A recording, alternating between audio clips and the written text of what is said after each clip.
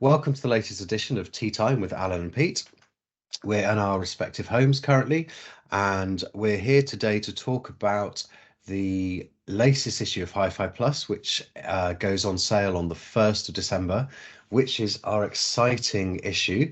It's the awards issue, and it's ram-packed with over 208 pages. Here we go. Of reviews and awards. It's a really, really good issue. Always a bit of a Herculean task to put together. Um, Alan, tell us about some of the highlights. Yes, and that's a very nice tree you've got growing out of the back of your head, Pete. Thank you. Yeah, it's a bit of a Herculean task. There are many, many pages. I feel quite blurred by writing so many of them. We have awards in every category. We feature both our awarded and very highly commended products, which are all excellent. It's very difficult because we already view a bunch of very, very good products. To sift through them and to find the best of the best is always a bit of a struggle, but we get there.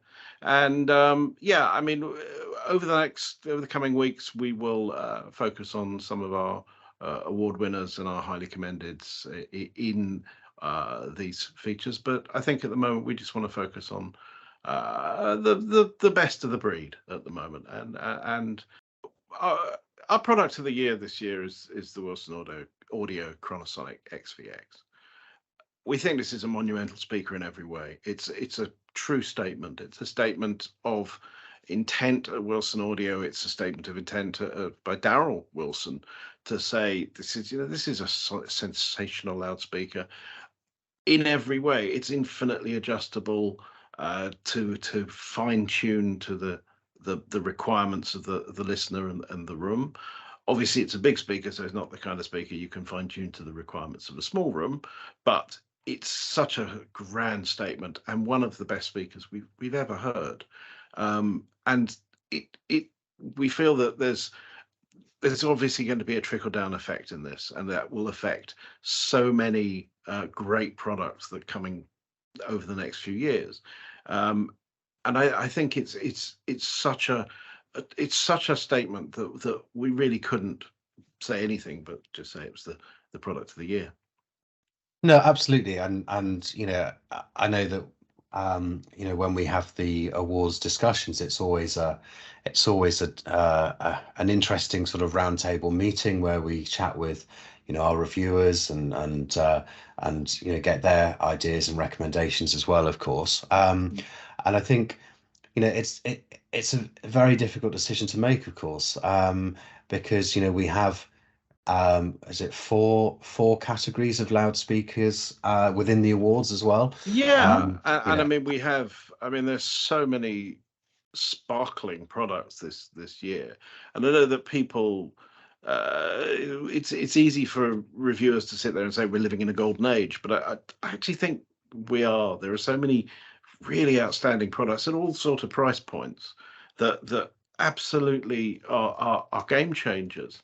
And what we're seeing is that some of that's filtering through in all levels. So you've got some fantastic products that are setting standards for higher end products, for more expensive products than they originally are.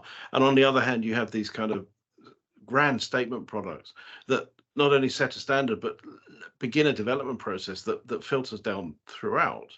And just in general, I think we're seeing across the board, we're seeing good products getting that little bit better. It's very clear that people were kind of concerned after the pandemic that everything was going to go very quiet, and we've had all sorts of supply chain issues and all sorts of things where it's been really difficult to get new products.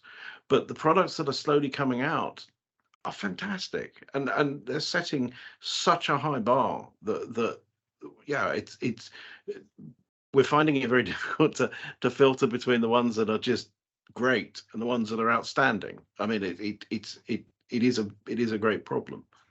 Do you think there's an element of the excellence in products coming out now do you think in any part that's due to the pandemic that perhaps people had a longer period of time to develop the products that are now being released because there was during the say the pandemic there wasn't the opportunity to release products and there wasn't the pressure to release new products. So maybe rather than spending 2 or 3 years on a product, 5 years may have been spent on a product, or twice as much time.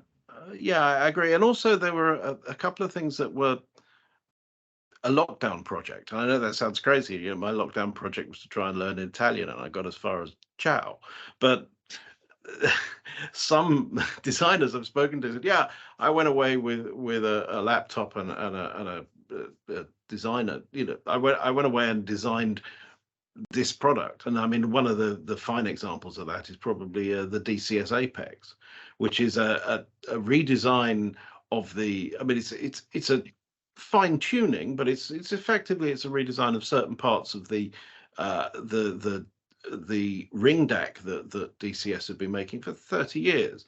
And part of that has happened is purely because it was a lockdown project for their chief designer. He said, I'll get bored if I'm going to spend 3 months sitting at home watching Judge Judy or whatever it is. So I'll start working on this." And the net result is Apex, which is fantastic. So yeah, I do believe that the lockdowns had a direct influence. Yeah, in some respects, it was giving that extra time for something to be perfected help. What are you hearing now about supply chain issues? Obviously, there was a long period with lots of problems. Are you hearing that that's beginning to resolve itself, or is it still an issue? It's getting better. People are getting workarounds, but it's still a difficulty. I mean, the days of people trading on eBay for relays and paying a top dollar for them are pretty much gone. But there are still some concerns. I mean, obviously, one of the big ones is a lot of valves, a lot of tubes are made in Russia, and for now, at least, they are out of availability. There are other options, and people are running to them, but that does sometimes cause a bit of a delay. And it just seems that I mean, we're slowly getting things sorted, but there was a huge backlog to go through, and there's still sometimes where a product can sit around waiting for a bunch of transformers, or the company's waiting for a million capacitors to turn up, and that seems to still be holding, but it is resolving itself. So what used to be yeah, you'll get it next year, is now it might be a few weeks away. So it's still not quite at that point where you can almost get a product off the shelf, but it's more the delays are understandable, and they're not impossible. They're not weeks and weeks and weeks anymore, Mm. hopefully. Sure, yes. And that's got to be positive all round, hasn't it? Yeah, yeah. Excellent. Well, thank you very much for your time. As I say, here is the awards issue. Make sure you Yep. get yourself a copy. We Can't will wait for be. mine. I haven't got mine yet, so yeah. Have you not? Okay. Yeah, we will be. It will be on sale from the 1st of December, and yeah, there's lots of jam-packed, exciting stuff in there. Absolutely. Meantime, have a great one, and we'll catch up soon. Thanks very much for listening and watching, and don't forget to subscribe. Bye bye. Bye.